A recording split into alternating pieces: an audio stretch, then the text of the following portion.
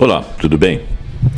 Hoje nós vamos fazer um trabalho um pouco diferente aqui, uma pesquisa um pouco diferente da que nós costumeiramente fazemos. É porque está situada num outro cômputo da ciência, da história, não está na sociologia, na antropologia.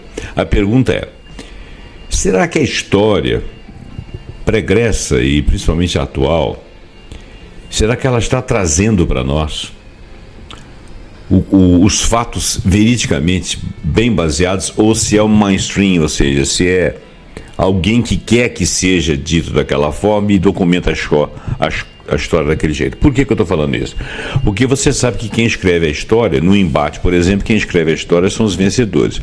Então, se tem uma guerra, se um lado venceu o outro, o criminoso é o outro e quem julga é o primeiro lado. Se for o contrário, fica ao contrário o julgamento e quem escreve a história e quem que é o criminoso. Então, dificilmente um país que ganha uma guerra, ele julga crime de guerra nas suas próprias fileiras. Não é que não aconteça. Tem que ter sido uma aberração, mas assim, é mais difícil, ok? Não vou afirmar, mas eu sei que existe uma desconfiança com relação àquilo que é contado da história. Eu vou ler o texto e pelo texto você vai entender. O texto, o título é longo, é A Verdade e Suas Sombras, uma investigação sobre a fabricação e os regimes de verdade na construção da história.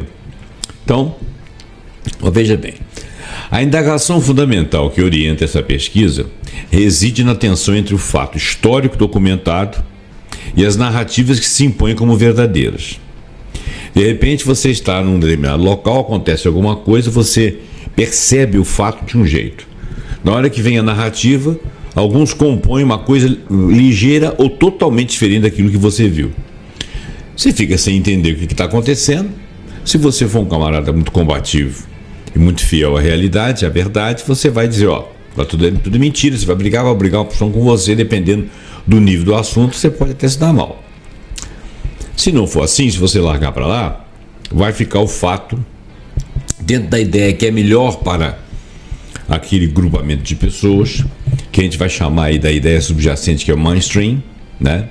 Que vai ser sustentada ali dentro. Então é mais ou menos isso que eu quero dizer. Nós vamos conseguir traduzir o fato histórico documentado ou apenas narrativas sobre os fatos que podem não corresponder ao fato especificamente. Quando nos debruçamos sobre o passado, a gente interroga: temos acesso efetivo aos acontecimentos do jeito que eles ocorreram? Ou o que conhecemos da nossa história é predominantemente uma versão mainstream, ou seja, de alguns dos comandantes, daqueles que fazem, que escrevem os textos, daqueles que definem as coisas, que são aqueles que governam, que comandam. Então esse é o mainstream, né? Ou se é sustentado por relações, porque o mainstream ele é sustentado por relações de poder e acaba sendo legitimada por instituições. Então, quando nos debruçamos sobre o fato passado, a gente se interroga: temos acesso efetivo a acontecimentos tal como eles ocorreram, ou o que conhecemos como nossa história vem predominantemente das versões mainstream, que são sustentadas por relações de poder e são legitimadas por instituições ao bel prazer de meia dúzia de indivíduos, contra a maioria que permanece inocente, né? Essa questão desdobra-se em pelo menos dois movimentos complementares. A constatação de que a mentira, a falsificação e a invenção deliberada também fazem parte da história. Então tem muita coisa que a gente toma como história que é invenção e nós jamais vamos saber, porque foi passados anos. Se você fizer uma pesquisa de história, pode ser que você encontre furos ali. E também a necessidade de compreender os mecanismos pelos quais certos enunciados adquirem o status de verdade, enquanto outros são relegados ao esquecimento ou ao erro. Então nós estamos nesse desdobramento. Ou a constatação de que a mentira, a falsificação e a invenção deliberada fazem história também, ou a necessidade de compreender que os mecanismos pelos quais os certos enunciados adquirem status de verdade, enquanto outros são relegados ao esquecimento ou ao erro. A presente investigação, esse trabalho que nós estamos trazendo aqui, que é fruto de pesquisa de vários, propõe-se a percorrer essas questões a partir de contribuições filosóficas e epistemológicas fundamentais, particularmente as reflexões de Michel Foucault sobre os regimes de verdade e as críticas de Donna Haraway à objetividade científica na modernidade. Não se trata de ceticismo puro e simples, paralisante, que negaria a possibilidade do conhecimento histórico. Não se trata disso. É uma análise mais rigorosa dos processos pelos quais a verdade é produzida, validada e contestada no interior das sociedades. Apesar de ser uma análise um pouco mais rigorosa, nós estamos versando sobre documentos rigorosos, mas o nosso trabalho aqui, obviamente, ele é superficial, porque eu vou falar aqui, no muito que eu falar aqui, uns 40 minutos, tá bom? Já será muito. A crítica à objetividade moderna e a perspectiva parcial. O sujeito de nenhum lugar e a testemunha modesta. Veja bem, o sujeito de lugar nenhum e a testemunha modesta. O que é isso? A filosofia da ciência de Donna Haraway oferece uma contribuição decisiva para pensarmos o estatuto da verdade histórica e documental.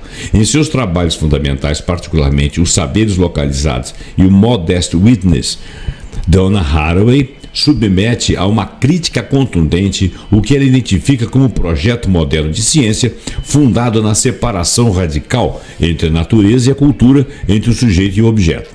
Para Donna Haraway, a ciência moderna construiu a figura do cientista como um sujeito de lugar nenhum, como se ele não tivesse origem, nacionalidade, etnia. Ele não existe nos moldes que nós existimos na Terra.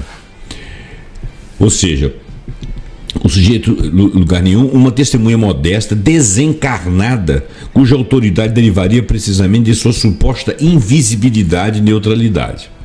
Então, a ciência moderna construiu a figura do cientista como sujeito de lugar nenhum. Este sujeito de lugar nenhum seria capaz de dar testemunho válido e fiável justamente por não estar implicado no mundo que ele observa. Ele é uma coisa fora do mundo. Isso não existe. Né? É igual quando o camarada fala assim, lá na física quântica o pessoal tem mania de falar assim, o observador ele interfere o fato de estar observando interfere no fenômeno, na física quântica. Não é exatamente assim.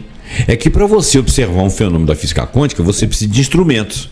E quando você tem instrumentos, os instrumentos estão ali emitindo fótons, emitindo alguma quantidade de energia. Atrapalha, a observação atrapalha e falsifica o resultado. Então quer dizer que quando eu observo, eu faço uma modificação.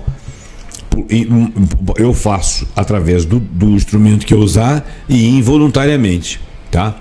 Para que eu não interferisse, eu teria que ser capaz de observar fora do universo, onde o evento está acontecendo. É o que ele está falando aqui. O camarada, para poder observar um fenômeno, a ciência imagina que ele é um cara fora do universo dos acontecimentos. Isso não existe, não é verdade? Então, nas palavras da filósofa Donna Haraway, a objetividade moderna, gestão e promessa de transparência, de testemunho moderado, ou tal chamado modest witness, de ciência como forma de vida, é o que ela pretende. Esse sujeito seria capaz de dar um testemunho válido e fiel, porque ele não está no universo dos acontecimentos. Bom, mas o problema fundamental dessa concepção é que ela dissimula suas próprias condições de produção. É óbvio que isso é impossível, não é verdade? O sujeito que fala do lugar nenhum é, na verdade, um sujeito particular. Normalmente ele é branco, ele é do sexo masculino, ele é ocidental, o corpo dele não é marcado como um corpo, mas universalizado como padrão daquilo que se acha que é o padrão do ser humano.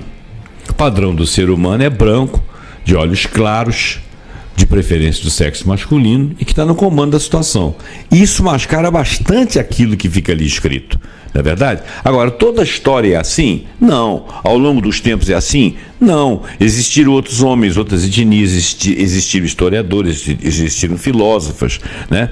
Então, essas pessoas, por deixarem documentos, faz com que nós venhamos a observar alguns acontecimentos da história, observar assim desconfiadamente, porque existem algumas diferenças de observação ou de lugar de observação. E tem um outro problema também. Quando o fato leva a algum tipo de subjetividade, o fato é concreto, mas quando ele leva a algum tipo de atitude que considera uma subjetividade, quem é o que está fazendo o historiamento do fato, ele tem a sua subjetividade, a sua maneira de observar a subjetividade de alguém. Isso muda um pouco o foco do acontecimento, o foco do relato, ok? Por quê? Porque esse indivíduo ele não está desimplicado no ambiente que ele está observando, né? Não tem como ele estar fora desse universo. Então, esse problema fundamental é que isso dissimula as condições da produção. O sujeito que fala de lugar nenhum, na verdade, é um sujeito particular, branco, masculino, ocidental, cujo corpo não é marcado como corpo, mas universalizado como padrão, e isso é uma distinção que modifica o fato em si, ou a narrativa do fato ou a interpretação do mesmo. Aquilo que se apresenta como conhecimento universal e neutro carrega consigo as marcas de sua localização, ainda que tente apagá-las. Mais uma vez, claro que esse masculino branco ocidental aqui, que tem sido o padrão da história em tempos pregressos, não é tão verdadeiro quanto é nos últimos 300 anos, onde a sociedade ocidental teve primazia. E uma boa parte da filtragem das histórias foi feita através dessas mentes e desses seres, né? E continuamos mais ou menos sob a égide disso aí. Esse aí seria o nosso mainstream atual. Mas vamos continuar. Saberes localizados é a objetividade feminista. Diante dessa crítica, Haraway não abandona o conceito de objetividade, ela propõe sua reelaboração. A objetividade feminista significa para ela simplesmente saberes localizados. Trata-se de uma epistemologia que assume a parcialidade como condição de possibilidade de conhecimento responsável. Não há visão de lugar nenhum, há apenas perspectivas parciais que podem estabelecer conexões e articulações. Essa é uma visão bastante objetiva e bastante clara. Essa proposição tem implicações profundas para a historiografia. Se todo conhecimento é situado, os documentos históricos não são janelas transparentes para o passado, mas testemunhos produzidos a partir de lugares específicos com interesses, linguagens e limitações próprias, então a tarefa do historiador não seria apenas a de purificar o documento de suas impurezas, mas de extrair o fato puro e sim compreender as condições da produção desse fato puro, os silêncios que foram carregados nas narrativas e as perspectivas que aquilo ali encarna. Em outras palavras, seria a gente tentar pegar o fato o mais puro possível e fazer uma análise competente, com outros olhares, distanciado principalmente das narrativas de interesse do momento, daquele momento. A filósofa Maria Helena Silva Soares, ao analisar o pensamento de Dana Haraway, destaca que a defesa de uma ausência de valor epistemológico de gênero, tal como raça, como categorias significativas para investigação científica, coloca o cientista branco e masculino na insígnia do corpo não marcado. Essa desmarcação ou essa desmarcagem é precisamente o que permite que determinadas narrativas históricas se apresentem como história pura e simples, enquanto outras permanecem apenas como versões não críveis, relatos menores ou testemunhos subjetivos de alguns e alguém que passaram por ali, que pouco interesse tem, pouca importância, né? Complicado isso, né, gente? Regimes de verdade de Michel Foucault. A obra de Michel Foucault oferece um instrumento teórico fundamental para compreender como se estabelece a distinção entre enunciados verdadeiros e falsos em cada sociedade. O filósofo francês dedicou-se a investigar o que chamou de história da verdade. Não há história do que seria verdadeiro em si próprio, mas a história dos diferentes regimes de verdades que os ocidentais instituíram ao longo de sua história. Veja bem, para Foucault, a verdade não é algo que exista previamente à sua descoberta, claro, né? Aguardando que um sujeito suficientemente esclarecido venha, olhe e a revele. A verdade, na realidade, ela é produzida no interior das práticas sociais, discursivas e institucionais. É claro, você vai criar fatos para que a verdade transpareça. Ela não está ali localizada, parada e pura esperando a gente. Como observa o pesquisador Joelmar Fernando Cordeiro de Souza, na obra Foucaultiana, os regimes de verdade e os sistemas punitivos dos diversos tipos de sociedades formadas por seres humanos são propriedades de uma mesma tecnologia, tendo em vista que a tecnologia política e o efeito do conjunto de táticas e de posições estratégicas, que é o que acontece. Essas perspectivas vem a implicar que a verdade histórica não é simplesmente uma questão de correspondência entre enunciado e fato, mas está íntima e intrinsecamente ligada a relações de poder. É como eu falei no início da fala. Quem tem poder escreve a história.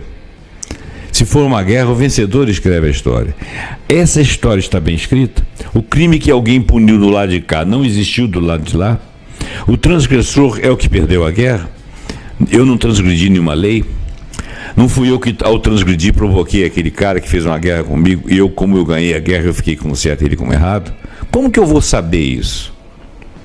O que pode ser dito? Quem pode dizer?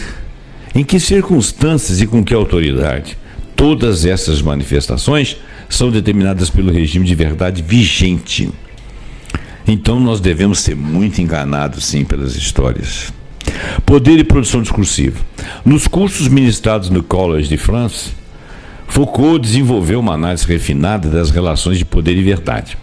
O pesquisador Edgardo Castro, especialista no mundo Foucaultiano, demonstrou como os filósofos como o filósofo deslocou-se de sua concepção, ou melhor, de uma concepção na qual ele insistia nas instâncias de poder como produtores de discursos verdadeiros, ao interesse por aquelas manifestações da verdade nas quais se põe em jogo a força e o poder da verdade mesma. Vou repetir porque o texto é longo. Ele deslocou-se de uma concepção na qual se insistia nas instâncias de poder como produtoras de discursos verdadeiros, ao interesse por aquelas manifestações da verdade nas quais se põe em jogo a força e o poder da verdade última, ou seja, da verdade mesma. Ele deslocou-se disso aí. Esse deslocamento é crucial para a nossa investigação. Significa reconhecer que o poder apenas produz discursos que apresenta como verdadeiros, mas que a própria verdade, uma vez instituída, exerce um poder específico. Ela é uma força à qual poucas forças podem resistir, como recorda Foucault a partir de Georges de Bizet. Veja bem, ele está dizendo que aquilo que é verdadeiro acaba transparecendo. Mas a minha pergunta, essa já é minha, Zé Roberto, será que o fato histórico verdadeiro, lá na frente, depois de muitos anos ou até séculos, ele consegue transparecer? Ele consegue se impor como verdade ou vai ficar a versão da verdade? Né? Os documentos históricos que chegam até nós, os arquivos que nós preservamos, as narrativas que ensinamos nas escolas quando somos professores da matéria, tudo isso é feito em regime de verdade que selecionaram, organizaram e hierarquizaram o que merecia ser lembrado e o que podia ser esquecido, ou o que podia ser observado como distorcido por causa de outras realidades circundantes. Esse é o estudo da história. Sim, eu acredito nisso também. A história mainstream não é simplesmente a história dos vencedores, conforme eu próprio já falei aqui, como na formulação célebre. Não é apenas isso. Ela é a história produzida por um regime de verdade específico que define os critérios do que conta como conhecimento histórico ilegítimo. Por que ele está dizendo isso? Porque você tem outras pesquisas de outros autores no horizonte que podem desmistificar ou mostrar que aquela verdade é uma verdade traduzida ou produzida por aqueles que se pretendem os vencedores, né? Mas nem sempre é assim. Isso já são palavras minhas. Contra a ideologia, a noção de regime. É importante notar que Foucault recusa explicitamente o conceito de ideologia para pensar essas questões. A noção de ideologia, argumenta ele, permanece em relação de oposição com algo que seria a verdade. Isso supõe um sujeito que poderia se libertar de seus condicionamentos para ascender ao conhecimento autêntico. Ou seja, abandonar suas ideologias para chegar ao conhecimento, para ter uma visão real e não com o filtro da sua ideologia. Em lugar de ideologia, o Foucault propõe pensar em termos de regime de verdade, o que permite analisar as políticas dos regimes e a imanência do dispositivo da própria verdade. Essa recusa tem implicações importantes para a nossa pesquisa. Significa que a falsificação, a invenção deliberada ou a imaginação histórica não podem ser pensadas simplesmente como desvios de uma verdade que exista allures, mas como práticas que intervêm em regimes de verdade específicos, ora contestando-os, ora reforçando-os, ora criando novas possibilidades de verdade. À medida que faz história, a falsificação e a invenção. Ora, falsificação como prática histórica. Será? Se a verdade é produzida no interior de regimes específicos, a falsificação adquire um estatuto complexo. Mas como? Longe de ser um mero acidente ou uma patologia da história, a fabricação deliberada de documentos, relatos e testemunhos é uma prática recorrente na história da humanidade, com efeitos históricos tão reais quanto os da verdade documentada. A história dos documentos falsos é tão antiga como a própria escrita, ou seja, existe uma história que mostra que documentos alguns foram falsos e que, portanto, a verdade não é aquela. Até isso passa por historiamento. Então, a doação de Constantino, um dos mais célebres documentos falsificados na história ocidental, olha bem, a doação de Constantino, um dos mais célebres documentos falsificados da história ocidental, serviu durante séculos para fundamentar as pretensões temporais do papado. Forjado provavelmente no século VIII, este documento apresentava-se como um édito do imperador Constantino, concedendo ao Papa Silvestre I e seus sucessores a autoridade sobre Roma e o Ocidente. Ainda que sua falsidade tenha sido demonstrada de maneira conclusiva por Lourenço Vallia no século XV, seus efeitos históricos foram imensos e foram duradouros. O que esse exemplo nos ensina, mas foi descoberto que não era verdade. O que esse exemplo nos ensina é que a eficácia histórica de um documento não depende necessariamente de sua autenticidade. Esse aqui modificou a cara do mundo e só foi descoberto como não autêntico muito tempo depois. O documento falso faz história na medida em que é aceito como verdadeiro por um determinado regime da verdade e assim permanece. Sua refutação posterior não consegue apagar séculos e séculos de efeitos que ele tenha produzido enquanto foi tido como autêntico. Isso é o óbvio, né? A invenção deliberada é a imaginação histórica. Então, também se estuda aquilo que é uma invenção, para que no futuro, mesmo que aquele documento que fez história de maneira errada, mas que fez porque custou para ser descoberto, mesmo esse vai ser refutado, historiado como inautêntico. Ok? É isso que ele está defendendo aqui. O historiamento, a história é uma ciência. Ela vai desmistificar. Agora, tem muito documento, muita coisa que está errada que nós não vamos saber nunca, né? Que talvez não seja tão importante, mas talvez seja, mas nunca vai ser desvendado. A invenção deliberada assume formas variadas que ultrapassam a falsificação documental stricto sensu. Os estereótipos que visam desmoralizar ou incriminar determinados grupos sociais são construções que, repetidas e disseminadas vezes, adquirem status de verdades históricas. Sim.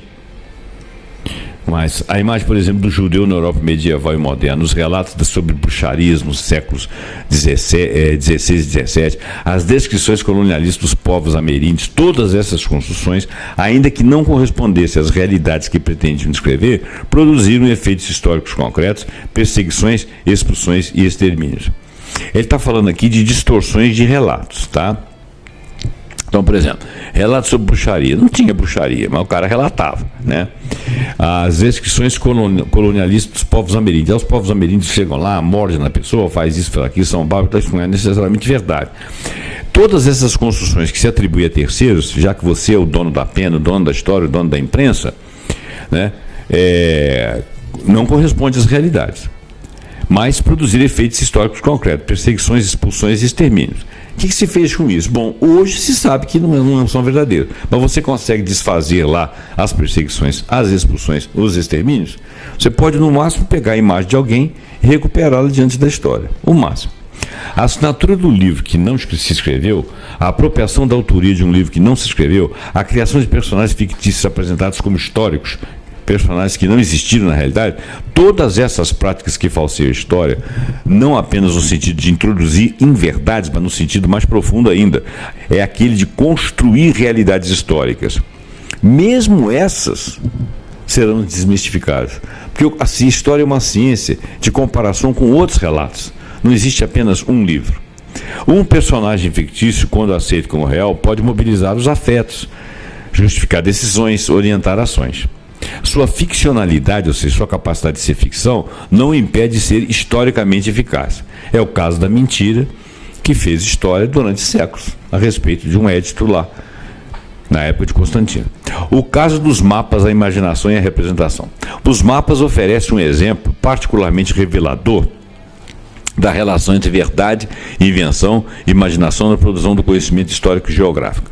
Durante séculos, os mapas europeus representam terras inexistentes, criaturas fantásticas, reinos imaginários, com a mesma autoridade com que representavam cidades e rios que realmente existiam. Mas foram desmistificados, até porque não existiam aqueles monstros, né? Aquilo ali era uma vontade de assustar os outros. A ilha da Califórnia, representada durante os séculos XVI e XVIII, entre esses séculos, como uma ilha separada do continente americano, é um exemplo notável. Ela nunca foi separada do continente americano. Apesar das evidências contrárias acumuladas por navegadores, a representação cartográfica persistiu, reproduzida em mapas sucessivos que se copiavam uns aos outros. A autoridade do mapa, como documento científico, sobrepunha-se à observação empírica. O dia que foi necessário, ou melhor, que foi sem querer observado em loco, arguiu-se, né, a legitimidade da cartografia a respeito daquilo. O que esse exemplo revela é que a imaginação não é simplesmente o oposto da verdade, mas ela pode operar no interior, mesmo nos regimes de verdade. Veja bem, você imaginar não é que você esteja necessariamente mentindo. Você imaginou aquilo, né? E operar no interior do regime de verdade. Depois aqui a verdade vem à tona. Os cartógrafos não pretendiam enganar deliberadamente, eles estavam enganados. Eles operavam dentro de um sistema de produção de conhecimento que privilegiava a autoridade textual e a tradição em detrimento da observação direta. Eles não iam lá observar e reproduzir a burrice de algum. A imaginação cartográfica não era percebida como falsificação. Era uma coisa imaginada, de uma observação mal feita, mas como um preenchimento legítimo das lacunas do conhecimento. Por quê? Porque o cara não tinha como estar lá, não tinha como observar, a observação era muito frágil, né? E reproduzia-se algo errado. Tudo bem. Fontes e seus silêncios. Documentos como monumento.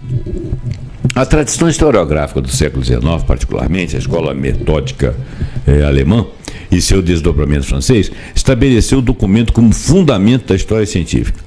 A máxima "sem documentos não há história", essa máxima, expressava a confiança na possibilidade de reconstruir o passado a partir de vestígios autênticos, submetidos a críticas eruditas, que permitiriam distinguir o verdadeiro do falso inequivocamente.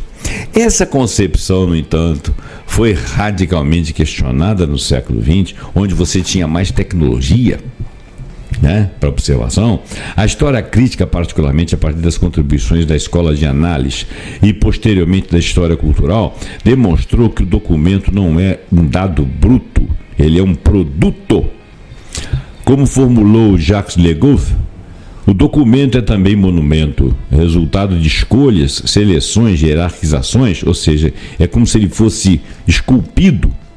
O que se prescreve nos arquivos não é tudo o que existiu, mas apenas aquilo que determinadas sociedades, em determinados momentos, consideraram digno de ser preservado, ou que foi mal interpretado, ou até bem interpretado, né? Os silêncios da história. Se a história é feita com documentos, ela também deve ser feita com ausência de documentos. Nós estamos lendo o tempo todo sobre isso aí. Os silêncios dos arquivos são tão significativos quanto o que diz naqueles que a gente sabe que existe e olha para eles. Mulheres camponeses, povos colonizados, minorias étnicas e minorias sexuais, todos esses grupos deixaram menos vestígios documentais, não porque tenham sido menos ativos historicamente, mas porque os regimes de verdade que organizavam a produção e a preservação de documentos não os consideravam como sujeitos dignos de registro. Eles não estavam a comando de nada. Que maldade, né? Logo, as mulheres. A história das mulheres, desenvolvida a partir da segunda metade do século XX, enfrentou precisamente esse problema. Como escrever a história de sujeitos que raramente aparecem nos documentos e, quando aparece, é quase sempre mediado ou mediados pelo olhar masculino, né? E quantas vezes as mulheres que sobressaíram foram esquecidas propositalmente porque elas não estavam no lugar, na concepção desses homens, de serem produtoras de alguma coisa, especialistas em algo, donas de uma voz independente, competentes para poder arguir a realidade, para produzir ciência, para fazer críticas, para fazer filosofia. Essas mulheres foram esquecidas propositalmente, né? Ou seja, elas existiram. A resposta não foi simplesmente buscar novos documentos, mas aprender a interrogar os documentos existentes de outra maneira, ler nas entrelinhas e identificar nos silêncios as marcas de presenças apagadas. E existem outros artefatos também, né? História do contraditório, multiplicidade de perspectivas. A constatação de que a história é produzida no interior de regimes de verdade não implica que todas as narrativas tenham o mesmo valor ou que seja impossível um determinado critério ou qualquer critério de distinção entre enunciados mais ou menos fundados. O que esta constatação exige é que abandonemos a ingenuidade de uma história que se apresentaria como puro reflexo da realidade factual. A epistemologia feminista, ao defender a perspectiva parcial, não abre mão da objetividade. Pelo contrário, ela propõe uma objetividade mais forte, ela precisamente propõe por ser capaz de reconhecer seus próprios limites e as condições de possibilidades. Como argumenta Camila Palhares Barbosa, o pesquisador é um corpo enquanto localização, isto é, está situado socialmente, historicamente, e o reconhecimento dessa localização é condição para um conhecimento mais rigoroso. Debate historiográfico. A história, enquanto disciplina, vive o contraditório. Vive do contraditório. As interpretações históricas não são definitivas, são permanentemente submetidas à crítica, à revisão, à reformulação, à comparação a partir de novos documentos, novos métodos, novas perguntas, novas interpretações. O que distingue a história como campo de conhecimento não é a possibilidade de verdades imutáveis, mas a existência de procedimentos compartilhados de validação e refutação desses enunciados. A história mainstream não é simplesmente a história imposta pelo poder. É aquela que em determinado momento conseguiu se impor como interpretação dominante no interior do campo historiográfico. Sua hegemonia pode ser contestada por novas pesquisas, por novas abordagens, por outros sujeitos históricos que emergem como protagonistas de repente, a partir de outros documentos. A história das classes populares, a história vista de baixo para cima, a história colonial e pós-colonial, todas essas correntes demonstraram que o que parecia estabelecido pode ser reconfigurado, pode ser arguído a partir de outros lugares e pontos de observação. Não é? Muito bem. Concluindo. Retornamos então à pergunta inicial. Temos os fatos históricos documentados ou apenas o mainstream? O que nós temos é a história ou a versão da história. Podemos concluir que a oposição é menos clara do que parece. Os fatos documentados não existem em estado puro, não. À espera de serem descobertos. Infelizmente, não. Eles são sempre produzidos no interior de regimes de verdade que definem o que conta como documento, como fato, como prova. Esse estudo nosso aqui, ele está apenas dizendo o seguinte: não é nem verdade nem mentira. Depende demanda estudo. A história, ela tem que ser sempre estudada. A história é nossa professora, tá? O mainstream não é simplesmente uma versão falsa que encobriria a verdade dos fatos. É o efeito de complexos processos de seleção, hierarquização, legitimação e às vezes até de ignorância, que operam no interior do campo historiográfico e na sociedade mais ampla, de maneira mais ampla. A falsificação, a invenção deliberada, a imaginação histórica não são meros acidentes que desviam a história do seu curso verdadeiro. Eles fazem parte da própria história, na medida em que produzem efeitos reais e constituem realidade, e são feitos por indivíduos que querem fazer aquilo. É como se fosse um bandido que quisesse roubar alguma coisa de você. Ele também faz história. A mentira faz história não porque devemos naturalizá-la ou aceitá-la passivamente. É mentira, mas vamos aceitar assim mesmo. Não. Porque precisamos compreender os mecanismos pelos quais certos enunciados verdadeiros ou falsos adquirem eficácia histórica e verificar a nossa evolução de compreensão das coisas. A tarefa da história crítica não é purificar o passado das suas impurezas para finalmente revelar o que realmente aconteceu de maneira bombástica e pura. Não. É antes compreender como o passado foi produzido, como o passado foi produzido como passado. Como certas narrativas se impuseram, certos silêncios foram instituídos, como certas vozes foram emudecidas. Porque isso também diz algo da história, ainda que mudo. E também, e talvez, sobretudo, aprender a escutar aquilo que os documentos não dizem de maneira explícita, mas é possível identificar nas brechas, nos furos, nas entrelinhas, nas margens, as presenças que os regimes de verdade dominante procuraram apagar. Nesse sentido, a história é permanentemente atravessada pela questão da verdade, não uma verdade que se possuiria de uma vez por todas, mas uma verdade que se constrói com trabalho crítico, na confrontação de perspectivas, na abertura ao contraditório. Os fatos históricos existem, mas existem sempre mediados pelas linguagens, pelos interesses, pelas lutas que os constituem como tais. Conhecê-los não é renunciar à mediação, é aprender a trabalhar com ela. Ok? Muito bem. Então, espero que você tenha entendido a finalidade desse texto. Nós vivemos de fake news ultimamente. Essas declarações que existem na mídia mainstream são todas versões de fatos. Mas se você for um bom observador e souber comparar com outros, que de repente você pode até não concordar, mas que traz um pouco de realidade para você, você pode chegar ao fato ideal. A história, infelizmente, vai ser escrita pelo mainstream das mídias. Porque o mainstream das mídias corresponde aos dominadores, aqueles que são capacitados, se põem como capacitados por serem poderosos, de nos comandar. Então eles ditam os livros, eles ditam os parágrafos, eles ditam a história. Mas nós podemos olvidá-los, né? E o futuro vai olvidar aquilo de errado que sair do historiamento atual. Ok? Gente, muito obrigado. Espero que você tenha gostado. Até o próximo programa Pontuando, onde a gente vai trazer algum assunto que nós achamos muito interessante. Muito obrigado e até lá.